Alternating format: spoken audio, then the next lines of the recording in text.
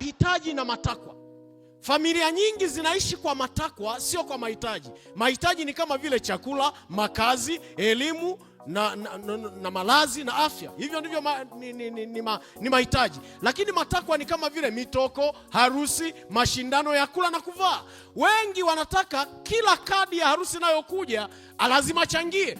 Unajua huyu ni mtoto wa ndugu yangu kabisa, huyu mama yake tulisoma naye. Kwa hiyo na harusi na kadi inakuja imeandikwa double 100,000, single 50,000. Na leo kuna roho ya kupenda sherehe imemwagwa. Kama unanisikia sema amina. Yaani kuna mtu yuko mahali hapa ana mialiko ya sherehe 5 na zote anataka ashone sale. Bwana kutie nguvu. Hayo ni matakwa, sio mahitaji. Na kila anakosikia sherehe lazima hudhurie. Na kama kuna kitu ambacho niwaambie ndugu zangu, tuwe makini sana. Kuna watu wameamua hata kula mali ya Bwana kwa sababu ya sherehe kama hizi. Yaani wako tayari zaka na sadaka iende kwenye harusi. Maana Mungu haonekani, wanamkopa kuliko kumkopa mwenye harusi. Na wengine wameamua kabisa hata kufilisi familia zao kwa sababu ya sherehe. Tenganisheni matakwa na mahitaji. Mahali fulani mke wangu anatambua tuliwahi kuishi mahali fulani. Yule mama alikuwa anapenda sana maini ya ng'ombe.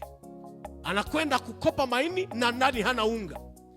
Yaani yuko tayari kabisa leo ahakikishe tumekula maini ya ng'ombe na ndani hawana unga. Alafu baadaye utashangaa kuja mama fulani ni azime bakuli moja la unga na ana maini mkononi. Inahitaji roho wa Mungu kumpa mtu unga na wakati ana maini mkononi.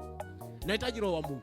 Ni heri aliyeshikilia kisamvu, unaweza kusema kweli huyu amekosa. Lakini ana maini halafu anakuambia ni azime unga. Tenganisha matakwa na mahitaji.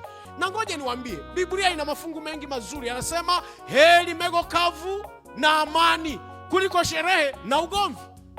Sasa wengi hawataki zile hali za mapito.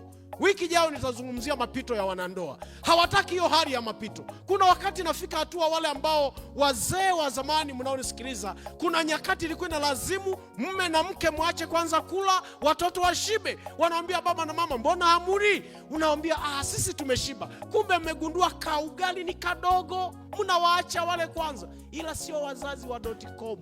Wako tayari kula watoto wafu. Lakini wale wazazi wa zamani anasema mimi sitakula mpaka watoto watakaposhiba. Ndugu zangu, tujifunze kujidhibiti matakwa na mahitaji. Sikiliza.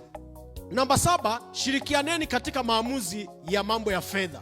Wanandoa tunashirikiana, mnapeana mawazo, ndio ile migogoro niliyokuwa naizungumzia, mnashirikiana. Halafu ngoja niwaambie, usiingie kwenye ndoa kana kwamba unaenda kwenye kikosi cha jeshi. Unajua shida ni moja, kwenye ndoa tunaishi kama vikosi vya jeshi. Yaani tumekaa tumetegesheana, kila mmoja amekoki silaha yake. Akisema tu hivi namlipua hivi, akija hivi namlipua. Ndio maana juzi nikawa nazungumzia kile kitu kwamba mwanamume utoe majibu kwa mke wako. Akikuuliza kwa nini magari ya njano, unamwambia rangi hazikuwepo. Mtu mmoja akasema hiyo ni dhambi, utakuwa umevunja amri.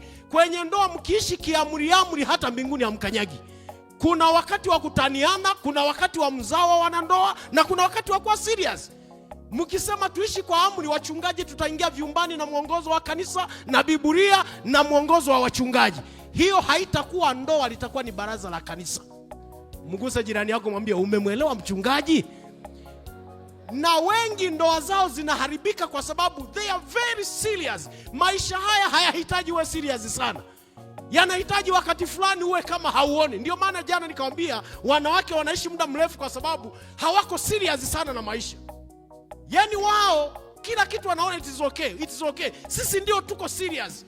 Unakula muda huo uko kwenye simu, unapanga mipango, lile dili langu hakikisha unanyosha hivi, huku unakula. Yeye akiingia kula anasahau shida zote. Mwanamke anakaa kula.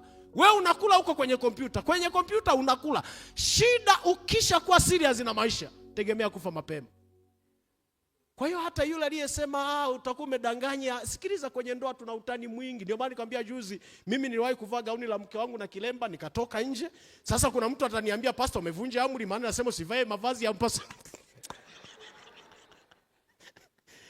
Nikapiga gauni la mke wangu na kilemba nikatokeza, na anakuja niko serious hapo, ninaendelea kusafisha eneo hapo. Anasema mume wangu umekutwa na nini? Naambia sijakutwa na chochote. Shida ni nini? Mbona unavaa gauni langu? Mimi na wewe ni mwili mmoja, it is okay, tusonge mbele.